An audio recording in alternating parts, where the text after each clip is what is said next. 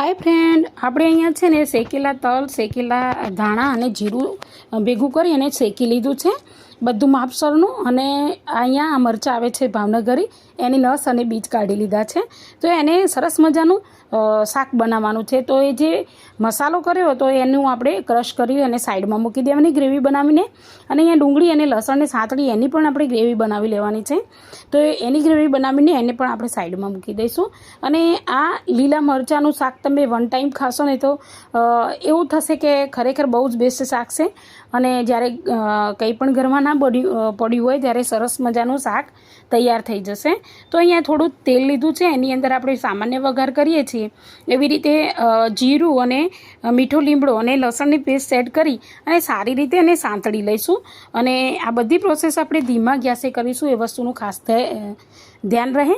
પછી આપણે બે પ્રકારની ગ્રેવી તૈયાર કરીએ છીએ। આના માટે હું મોટો વિડીયો પણ બનાવ્યો છે, જે આપણી ચેનલ ઉપર જઈને તમે જોઈ શકો છો। તો જે તલ અને બીજા ખડા મસાલા હતા ને એનું આપણે પેસ્ટ એડ કર્યું છે, ત્યાર પછી ટામેટાનું ને ડુંગળીનું પેસ્ટ આપણે એડ કર્યું છે।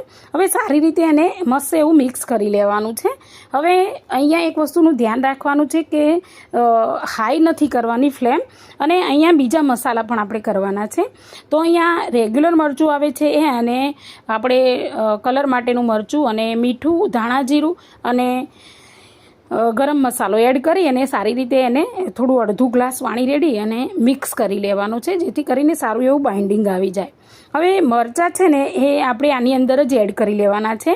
તો અહીંયા આપણે મરચાં જે તૈયાર કરીને રાખ્યા છે એને આપણે અંદર એડ કરી લઈશું આ રીતે, બરાબર છે।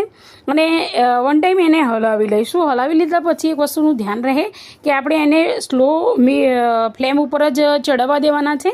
આ મરચાંને ચડતા બિલકુલ વાર નથી લાગતી, બસ 1 મિનિટ માટે એને ઢાંકી અને મૂકી રાખવાનું છે। અને 1 મિનિટ થઈ જાય ને એના પછી તમે જોજો કે સરસ મજાનું મરચાં બની ગયા છે।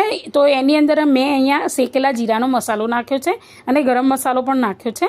તો અહીંયા આપણે સ્પ્રિંકલ કરી લઈએ કોથમીર। આટલા સરસ રેસીપી આપું છું, કોઈ સબસ્ક્રાઈબ નથી કરતું એવું કેમ? પ્લીઝ સબસ્ક્રાઈબ કરો તો મને પણ મોટિવેશન મળે ને લાઈક કરો। કેવું લાગ્યું છે મારું શાક આ બનાવું? તમે એકવાર બનાવી જોજો, પછી તમને આઈડિયા આવી જશે કે એકદમ બેસ્ટ અને નવી રેસીપી છે। તો કોમેન્ટમાં કોમેન્ટ કરવાનું ના ભૂલતા, અને ફરીથી મળીશું આવતા નવા જ વિડીયોમાં। ત્યાં સુધી રજા લઉં છું।